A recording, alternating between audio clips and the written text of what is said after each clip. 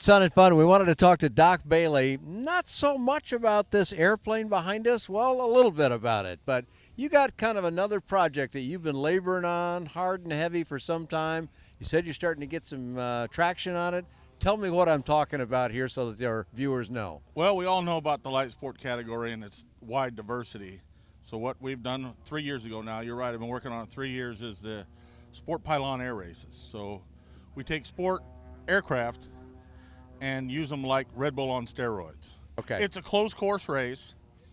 They have 7 gates they go through. We have 21 obstacles or pylons they got to go around. So we incorporate a Red Bull with a Reno lap and then a little air show at the end for dismount to showcase the high performance light sport aircraft. So we take the aircraft that are 5 in each category and they race amongst their siblings. And it's like the old IROC race, the old Camaro IROC race they had.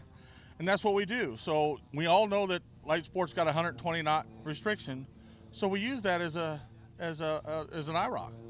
So they all can't go over 120 knots. They all have to meet the criteria. They all got to stall under 50 knots. But the bottom line is now it's the pilot, how smooth and how they navigate through the obstacle course of 21 pylons. The FAA won't let multiple aircraft run on pylons like Reno anymore. So it's a single person. One out on the course at a time. One out on the course at a time. You're flying against the clock. Just like Red Bull. Only difference is now it's going to be how smooth the pilot navigates the course. And how would you judge that, though, Doc? Time. So time is the translator for whether they're smooth or not. We're going to do a little style points for the case or the tie or something. And that'll be judges or something then, and they'll do that? Okay. Judges do so you got a clock and some judges. You bet. And that's what you got to satisfy. Two courses a day, slowest time wins in their category.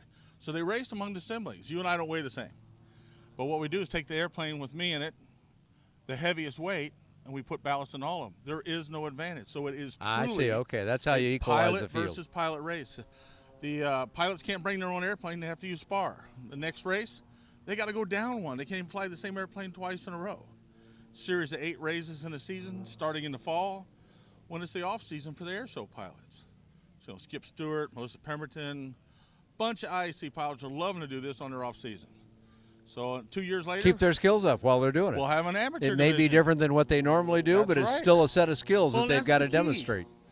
It's going to be pilot versus pilot. So who's going to win? I'm hoping it's a different guy every week.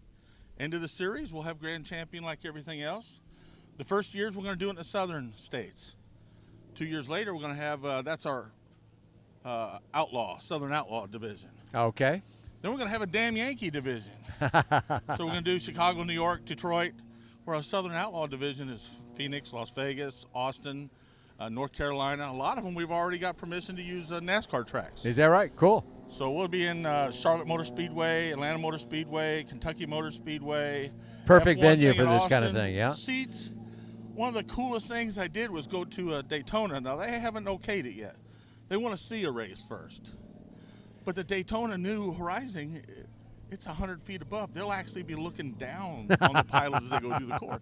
That's cool right. Is that? Yeah, those new stands they built cool there, is that? my hometown, and boy, they are way high. You're right. But, here we have a built-in stadium stand grounds. We're not even going to touch the track.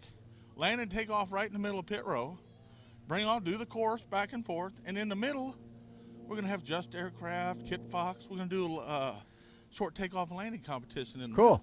Cool. So it'll be a full range for light sport aircraft from short takeoff to landing to racing amongst their siblings, so there's no really advantage. This year our first race will be November through April. We'll probably have a short season of 6 races, and then from September to April every year we're going to have a division. Okay, and where are you going to do the first one at? Beautiful DeLand, Florida. All right, you're a resident there, along with several others we've talked to this week. This is a happening place. I know it's only a short distance from my house, and it's a haven for sport aviation. Wouldn't you agree? Well, everybody knows I've been trying to put together this co-op of light sport manufacturers for years. And we decided we were going to go to Sebring and do it, and that didn't work out. Went to Fort Pierce for a year, and that didn't work out. When we approached DeLand, they were like, bring it here. We already do the parachutes and multi-manufacturing deal here. Right. There's $600 million a year coming about DeLand and parachute manufacturing. They're the second largest parachute jump zone in the United States. So why can't we do that with light sport aircraft? That's right. Well, it's a And good they place did. to do it, and I know they embrace the idea. So good luck They with really that. do. It's one of the only places where the airport is not a white elephant for the city. Well, coming up this fall, speaking of DeLand Airport, Doc, we've got a new show going to happen there, I understand. What can you tell me about that show, and what dates have they set, or what's the plan, would you say, at this point? Well, you know, I'm on the advisory board for the airport now there, and DeLand has embraced light sport aviation like a long-lost stepdaughter. You know, they really have come to the back. John Ife, the airport manager, he named it the Light Sport Village. But one of the key things is the DeLand Airport is in the black. It's self-sufficient. They don't ask the city for any money at all. Bringing on this new event just adds to what's already there. Having the manufacturers come there, they are welcomed. The city opens the door. The mayor stopped by the other day, asked how things were going. John Ife makes his rounds as the airport manager going, hey, what can we do to make this better?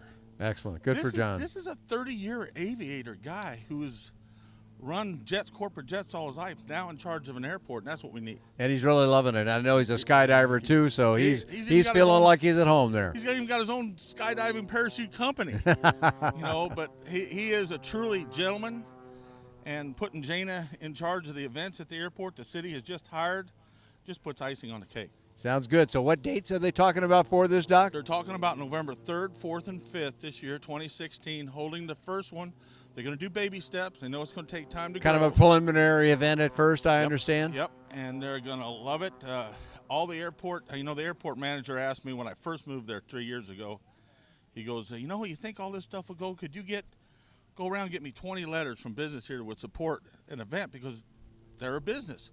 This could affect them. Yeah, sure, of course. I went around the airport. When I came back, I gave him 81 letters of recommendation. Is that right? Excellent. So DeLand Aviation folks that are there already have really welcomed us and really welcomed the event. Very cool, Doc. So where can we go get more information about DeLand Airport? I would call the DeLand City, and I know that it's a sportaviationvillage.com. Okay. I believe is the web address. sportaviationvillage.com. Okay. Find out more about the DeLand show coming up November 3, 4, and 5, 2016. Where can we find out some more from you about the SPAR?